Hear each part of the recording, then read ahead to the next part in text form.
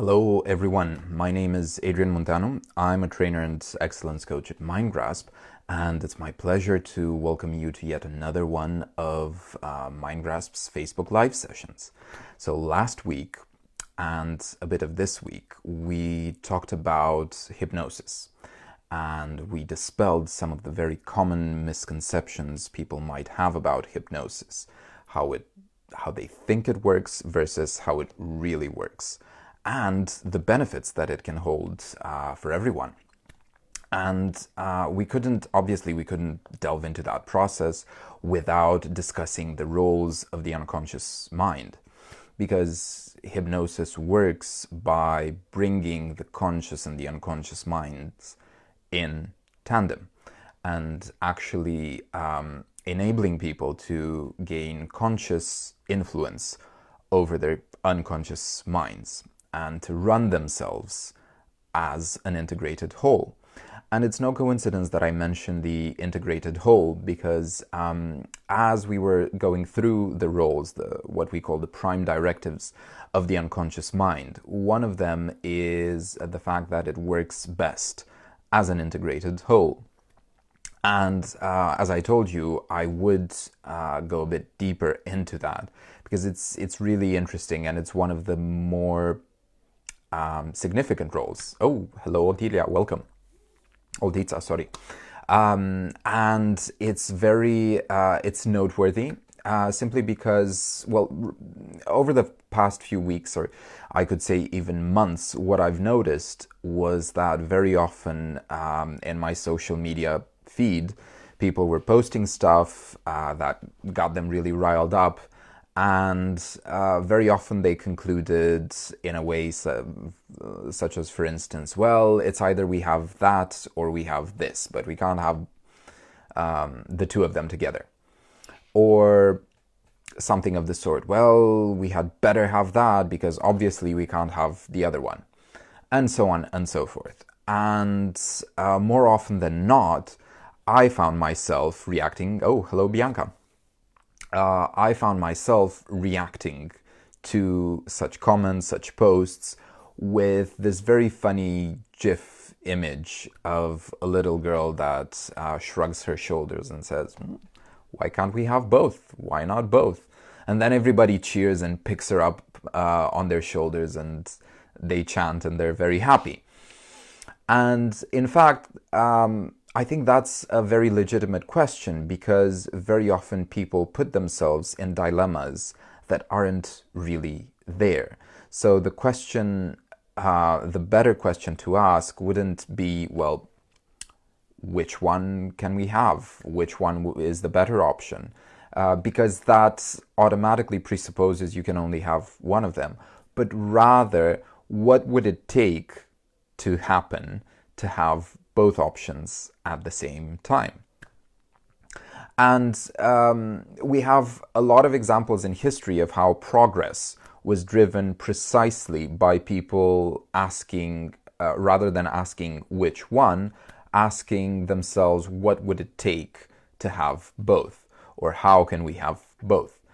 For instance, and I think this is, one of the most handy and the most consequential examples of applying this type of thinking, the airplane.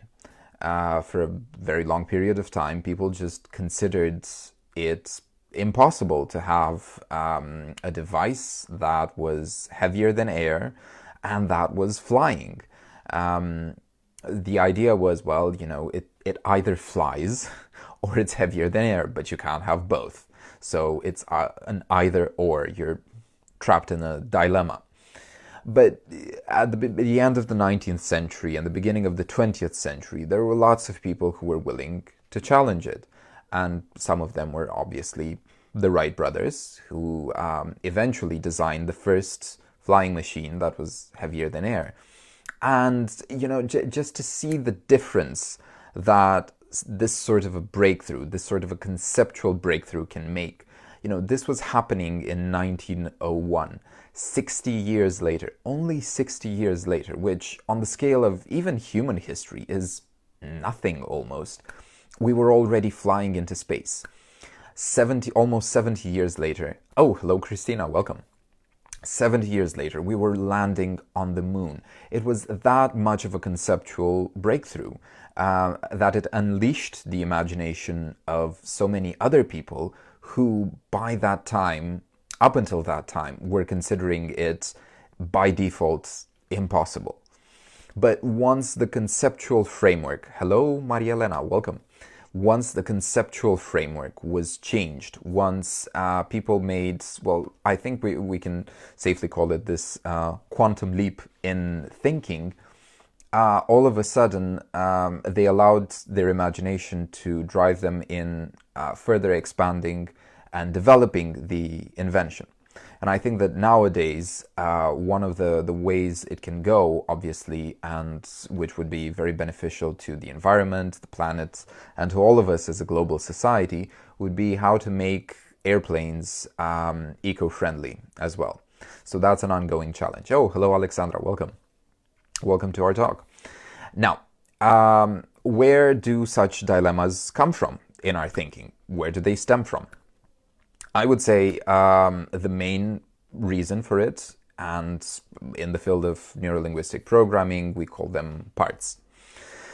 That would be the main reason, the main focal point. Now, what are parts? Basically, they're fragments of our nervous system, especially our neural patterns, which instead of firing together, working together towards the same destination, towards the same target, they fire sequentially. And so the nervous impulse is dissipated. And what that translates into on the surface are inconsequential, or better yet said, inconsistent behaviors. So one day, or even 1 minute, 1 second, somebody behaves in one way, the next minute, second, moment, they behave differently. And it's almost like you couldn't reconcile the two. Katy Perry had her famous lyrics, "You're hot, then you're cold. You're yes, then you're no." And I think you've either had that experience yourselves, or you've seen other people, you've noticed other people behaving in that way. And some of the very common types of parts are, for instance, people thinking, well, it's either I do what I want or I make money, but I can't do something that I want and also get paid for it. Or if I am getting paid for it, oh, hello, Elisa, welcome. If I am getting paid for it, then most surely I won't like it. Or, in the field of interpersonal relationships, in intimacy, either I have a full-blown loving connection or I have freedom. But if I have freedom, then I necessarily must lose the connection. Or if I have if I have the connection, then there will be no freedom, and so on. And people, what happens and how this is a problem, because let's face it, we all have manifestations of parts. And in fact, one of the main keys to our growth is finding how to integrate them and how to bring them to the same common denominator, which is, in their case, their highest purpose. What makes parts is precisely the fact that they're not aware of their common highest purpose. So the behavior is disconnected from its highest, its best intention for that person in relationship to their environment.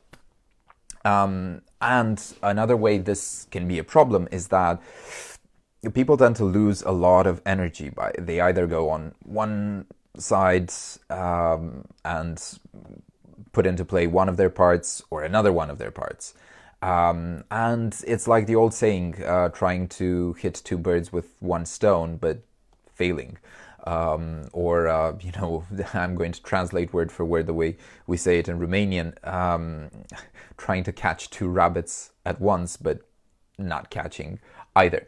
So that's a very common experience, and what it costs us is a lot of time, a lot of energy, obviously, because instead of the energy going simultaneously in one direction and with a significantly smaller amount of effort obtaining a significantly greater result just because it's all going in the same direction consistently and continuously, what we experience is that we get inconsistent results.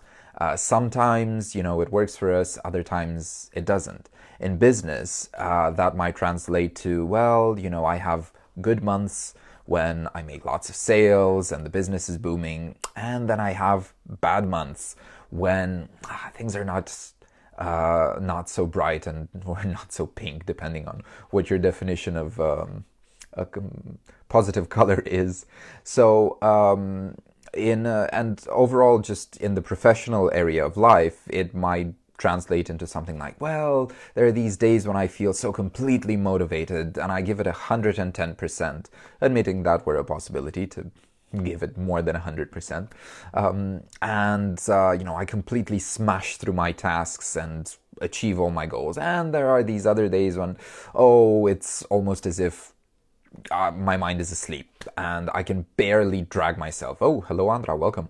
I can barely drag myself to finish any of my tasks. So you might be wondering already. Hello, Alice, welcome. Happy for you to join us. You might be wondering already, okay, but what do I do about these parts? Well, in one-on-one coaching, I do what is called the parts integration process. So making the person aware through very precise questioning what exactly the nature of the conflict is, and not just the surface conflict, because it might go way deeper than that. For instance, and this is an example, I give in the practitioner course, NLP practitioner course as well, teaching people how to do the parts integration process is, oh, hello Marina, welcome, is actually an integral and, from my point of view, one of the most powerful parts of the NLP practitioner course. And this is an example I give them. Tad James, the founder of the NLP branch in which I've trained, and also the creator of Timeline Therapy. Tad once had a client whose presenting problem was she couldn't decide which house to live in. And it's like, boo-hoo, most people barely have one house to live in, let alone, 2 houses to choose from. But he was very curious about it, and so he kept asking, very precise, pointed questions. And so he discovered the real conflicts for that person, and we go about it at length, either in one-on-one sessions or the training. What Tad discovered was her real conflict was, well, there was a part of her that believed she could have what she wanted in life. She could get it, she could make it happen for herself. And another part of her believed she didn't deserve to. And that might sound familiar for some of you. It certainly did sound familiar for me. Now, when you get to the widest spectrum, to the widest representation of that conflict, and go beyond which there basically are no words in the person's neurology, that's when you're going to get a really, really strong parts integration, and the effect of it is going to be super powerful. And so he conducted the parts integration, and which is basically a chunking up process, and reconnecting each of the parts with their highest intention, their highest purpose. And so she was able to, and that's one of the beauties of the process, because when you properly conduct the parts integration, and number one, it feels like a huge release of energy in your body, because those fragments of the nervous system, of your neurology, which up until then had been firing inconsistently and had been going their separate parts, now they're firing together. So it's, it physically feels like a reuniting, number one. Number two, from the point of view of concrete solutions, because people will sometimes say to me, well, that's fine and dandy. And this is actually an objection that people raise against hypnosis. They say, well, that's fine and dandy, but isn't it just in your mind? And yes, the answer is yes. And as I've been exploring with you over the past week, we know that the mind is intimately connected, interlinked with the body through our nervous system and through neurotransmitters, which deliver very precisely coded messages to all the cells in the body. And so they drive behaviors, they drive, ultimately, they drive the results that we get in our lives.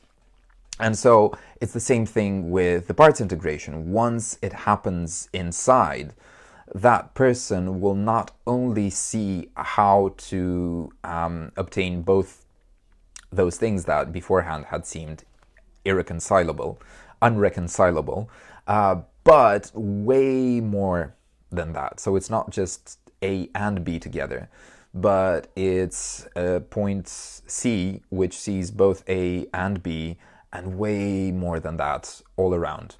A lot more options all together. And it makes, so bringing parts together and resolving such inner conflicts thus opens up for that person unforeseen avenues for them to behave in new ways, which allows them to get to where they want to get. So now they see options. Now they have options. Now they have clarity. And now you can act instantly. You won't hesitate with indecision, which you waste time. Thanks for the question, Alice. The question is, how do I resolve inside conflicts? Well, I don't actually have the time right now, but I will arrange to talk with you and all of you who are interested. And if you book a short interval of time, and I'll explain exactly how to bring them together, and so that you can have it all and have the experience of it both inside and in terms of your outside behaviors. So what happens then is it's way easier for you to decide, and it's way easier for you to take action. Oh, hello, Gabi, welcome. It's way easier to take action and to obtain your desired results consistently. And that is what I think one of the most significant blessings, if I can say so, of parts integration and of understanding how the conscious and the unconscious minds, if I may say so, work together, best work together in tandem, and how our unconscious mind best serves us as an integrated whole. Well, I hope you've found this useful session. And I'm looking forward, we've already gotten some questions over this session. And I'm looking forward to hearing how you've been putting it into practice and what challenges, if any, you've encountered. And I'll be glad to provide my insights. And I'm sure that other people on the page would also be more than happy to jump with their perspectives, because I have plenty of my fellow colleagues, practitioners, master practitioners of NLP, timeline therapy, hypnosis and coaching, as well as fellow trainers on the Mindgrasp page. And after all, we're looking to build a mindful community together and to support each other to just, get more of life. Until next time, I'm yours truly, Adrian Montano, trainer and excellence coach at Mindgrasp, and I'm wishing you a brilliant evening and a wonderful rest of the week. Bye.